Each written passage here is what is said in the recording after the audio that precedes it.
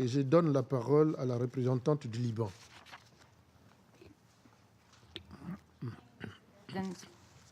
I would like to start by thanking Mr. Lacroix for his statement and for his support and UNIFIL support for peace in Lebanon. Thank you. Mr. President, we are meeting in this holy month, which is supposed to bring peace to all on earth. Unfortunately, it seems my country, Lebanon, is condemned to be victim of continuous threats, conflict, and pain. While the Lebanese were busy preparing for Christmas to celebrate the birth of hope and renewal, they are today worried, concerned, and fearful about the future.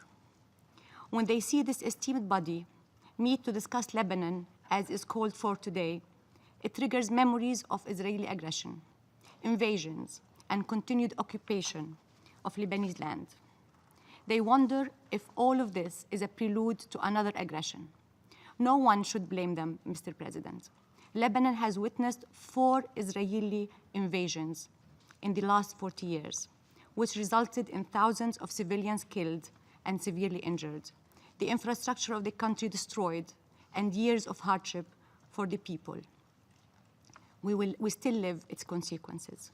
Today, we are witnessing another volatile situation concerning the tunnels. And Lebanon took this issue very seriously and has said loudly and clearly and on the highest level that it's not interested in a conflict, in a new conflict.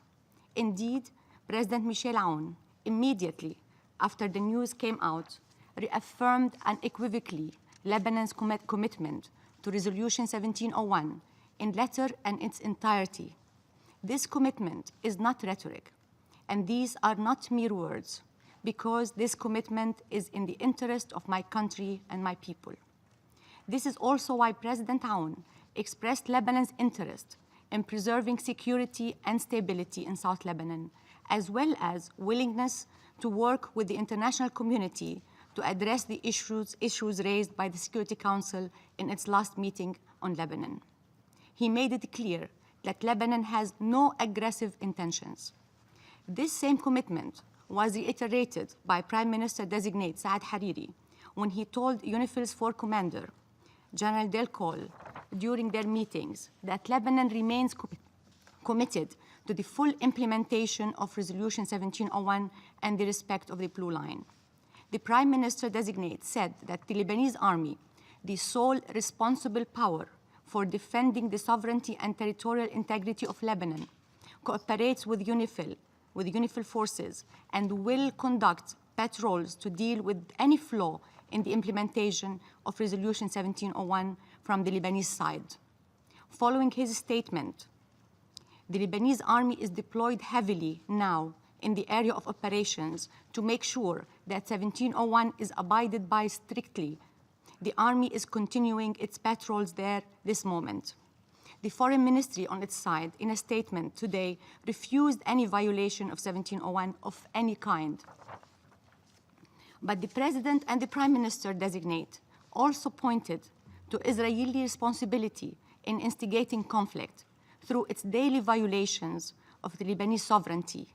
Yes, esteemed members of the Council, the real issue at hand is the constant violations of our sovereignty by land, air, and sea in full contravention of Resolution 1701, but also in full contravention of a key provision of the United Nations Charter, Article 2, Paragraph 4. Mr. President, the Lebanese state did not commit any violations, while the violations on the Israeli side were done by the Israeli government. These violations amount to 1,800 violations annually, and in the last 4 months, they reach 150 a month on average. Here is a sample of the violations we are providing the United Nations every day and every week. I'm sure you have them in your offices. These only for the month of December, and now we are on the 19th of December. Moreover, Israel breached Lebanese airspace in the last 4 months alone by an average of 84 violations on a daily basis. All of these are documented with UNIFIL. This is in addition to its violation of the Lebanese telecom network, sending threatening messages to the Lebanese citizens and causing fear and panic among the population. We sent reports of these to you, Mr. President, and to the Secretary General in a formal letter on December 6. Just imagine, esteemed members of the Council, if we were to call for a Security Council meeting every time Israel violated Lebanon's sovereignty since 2006. You will be here 24/7 shift to address them.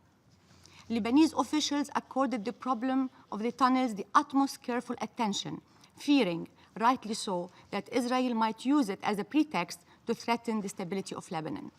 The Prime Minister-designate told the Unified Force Commander that the United Nations must shoulder its responsibilities in facing the daily violations by Israel. He said the escalating tone towards Lebanon, which you had a taste of it today outside the Council, that does not serve the relative calm that has been prevailing for more than 12 years in the South. Prime Minister Hariri called the international community on all of you to curb this escalation in the interest of the respect of the Blue Line and the full implementation of Resolution 1701.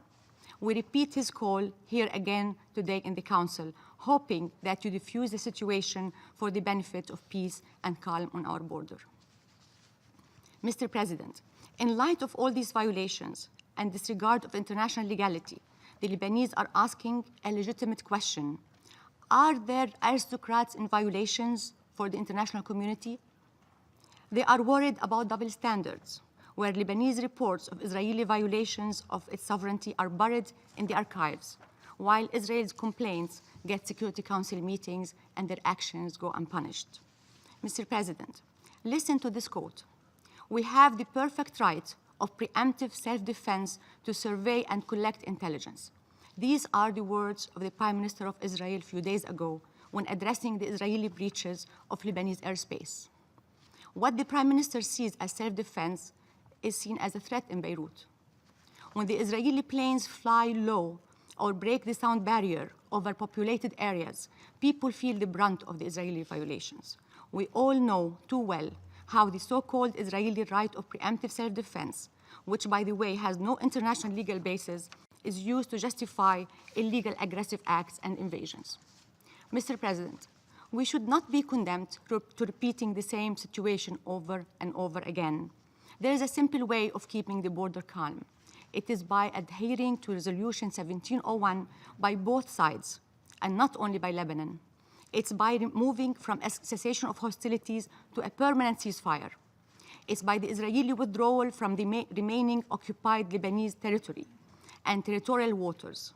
There is also a UN mechanism in South Lebanon, as you all mentioned, the Tripartite Committee that can deal with all the issues that arise from the situation in South Lebanon. This committee can be empowered to solve all the violations, especially solving the outstanding issues of the border disputes between Lebanon and Israel, including the maritime border. These issues can be resolved away from any domestic political considerations. The Israeli press is rife with questions about the timing and purpose of this Israeli campaign. But although Lebanon is not concerned with domestic Israeli policy, it refuses to be used as a pawn in Israeli power politics. Lebanon is interested in preserving calm on its territory and living in peace and security. Is this too much to ask, Mr. President? Thank you very much. Je remercie la représentante du Liban pour sa déclaration.